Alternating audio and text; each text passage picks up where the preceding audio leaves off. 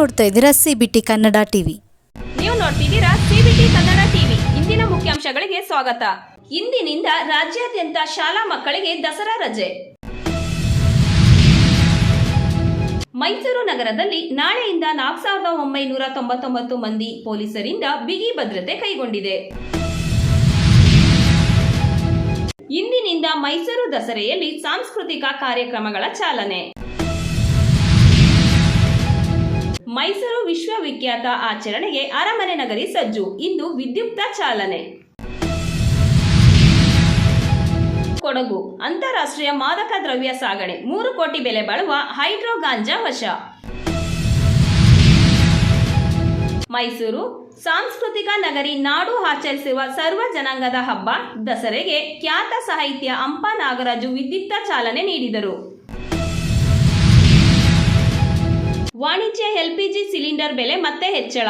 October 1ರಿಂದ ಜಾರಿ. ಕೃಷಿ ಕ್ಷೇತ್ರ ಸದೃಢವಾದರೆ ದೇಶದ ಸುಸ್ಥಿರ ಅಭಿವೃದ್ಧಿ. ಕೃಷಿ ಸಚಿವರಾದ ಎನ್ ಚೆಲುವರಾಯಸ್ವಾಮಿ ಅಭಿಪ್ರಾಯಪಟ್ಟರು.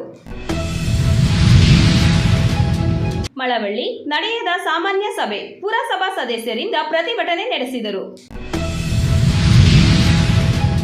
ಮಂಡ್ಯ ಗಾಂಧೀಜಿ ಶಿಲ್ಪಿಗಳಿಗೆ ಜೀವ ತುಂಬಿದ ಕಲಾವಿದರಿಗೆ ಗಾಂಧಿ ಭವನದ ನಿರ್ದೇಶಕ ಪ್ರೊಫೆಸರ್ ಜಿ.ಬಿ. ಶಿವರಾಜು ಅವರು ಸನ್ಮಾನಿಸಿ ಗೌರವಿಸಿದರು. ಮಂಡ್ಯ 7ನೇ ವೇತನ ಆಯೋಗದ ಲೆಕ್ಕಾಚಾರದಲ್ಲಿ ರಜೆ ನಗದೀಕರಣದ ಮೊತ್ತ ನೀಡಲು ಆಗ್ರಹ. ಮಂಡ್ಯ ಮೀಮ್ಸ್ ಅಕ್ರಮ ತನಿಖೆಗೆ ಸಮಿತಿ ರಚಿಸಿದ ಸರ್ಕಾರ. ದೇಶಕ್ಕೆ ಮಹಾತ್ಮ ಗಾಂಧೀಜಿ ಕೊಡುಗೆ ಅಪಾರ. ಉಸ್ತುವಾರಿ ಸಚಿವರಾದ ಎನ್ ಚೆಲುವರಾಯಸ್ವಾಮಿ ತಿಳಿಸಿದರು. ನಾಗಮಂಗಲದಲ್ಲಿ ಅಕ್ಟೋಬರ್ 4ರಂದು ಗಾಂಧಿ ಸ್ಮೃತಿ ಪಾನ ಮುಕ್ತರ ಸಮಾವೇಶ ನಡೆಯಿತು. ಮೈಸೂರು ನಾಡಪ್ರಭು ಕೆಂಪೇಗೌಡ ಪ್ರಶಸ್ತಿಗೆ 6 ಮಂದಿ ಗಣ್ಯ ಸಾಧಕರು ಆಯ್ಕೆಯಾಗಿದ್ದಾರೆ.